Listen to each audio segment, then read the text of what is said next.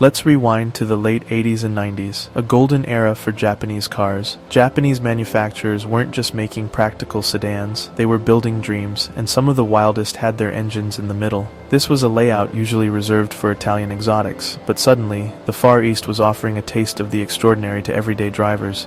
Think Honda NSX, a Ferrari rival you could drive daily, or the Toyota MR2, a pocket-sized sports car that handled like a go-kart and made you grin every time you drove it.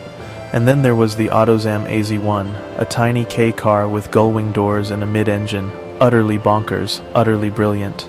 These weren't just cars, they were statements of engineering confidence.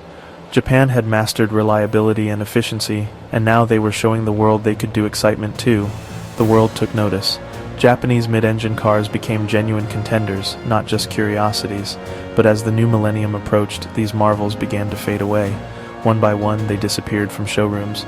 The production lines fell silent, not with a bang, but a slow, quiet, vanishing act. It left a hole in the automotive world and a question that still lingers. Why did Japan, after perfecting the affordable mid-engine sports car, suddenly stop making them?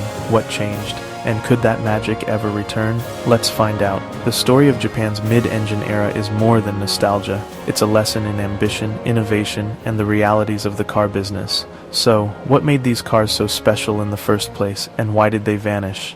Let's dig deeper. So why did the mid-engine layout matter? It's all about balance. With the engine between the axles, you get near-perfect weight distribution. Think of a spinning top, stable, agile, eager to change direction. Mid-engine cars feel nimble and connected, responding instantly to every input. The driving experience was pure steering, throttle, and chassis all in harmony. The engine, right behind your head, wasn't just power, it was the car's heartbeat. And then there's the look. Low, sleek, aggressive, supercar style, but attainable. Japanese brands democratized the mid-engine dream.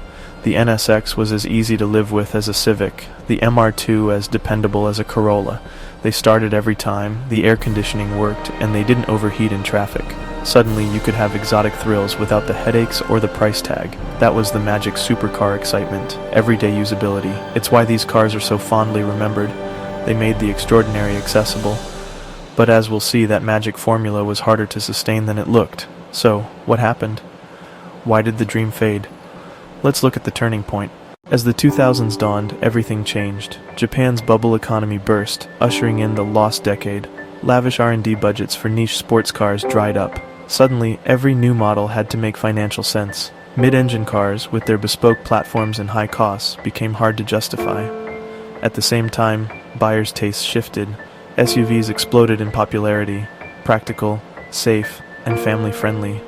The market for sleek, impractical sports cars shrank. The focus moved from passion projects to profitable, high-volume models. The business case for a new MR2 or AZ-1 evaporated. The flame of the 90s was flickering out, starved of economic oxygen.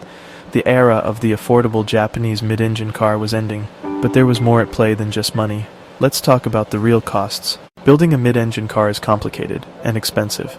Cooling systems, gear linkages, exhausts, all more complex than in a front-engine car.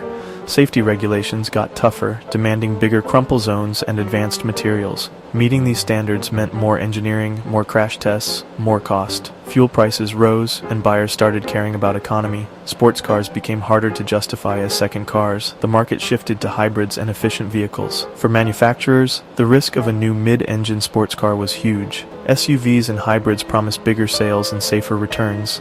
The cool factor couldn't compete with the cold logic of the balance sheet. The era of affordable mid-engine fun was being priced out of existence, but regulations weren't the only challenge. The world itself was changing. Environmental rules tightened, emissions had to drop, engines got more complex. High-performance engines struggled to meet new standards without losing their character. Hybrid tech took center stage. Toyota's Prius led the way. Engineering talent shifted from lap times to fuel economy. The future was electric and hybrid, not pure sports cars. Meanwhile, city congestion and speed cameras made it harder to enjoy a mid-engine car's talents. SUVs made more sense for daily life. Buyers wanted connectivity and comfort, not just handling. The analog driving thrill became a niche interest. The world had moved on, leaving these cars behind. But technology was about to change the game again. Enter the digital age.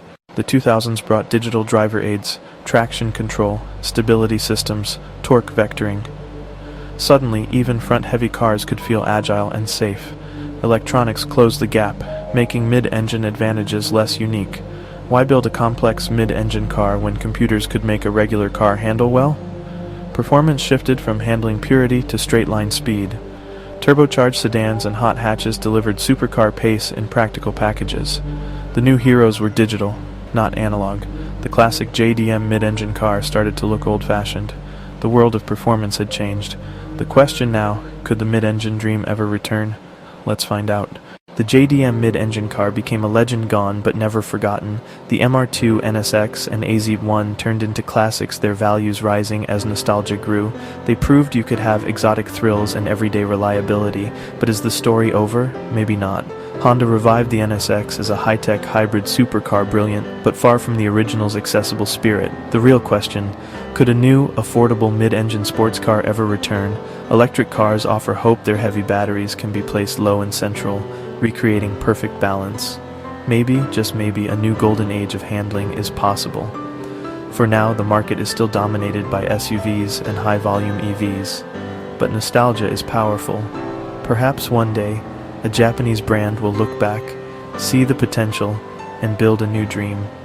A perfectly balanced, affordable sports car for a new generation. Until then, we wait and hope.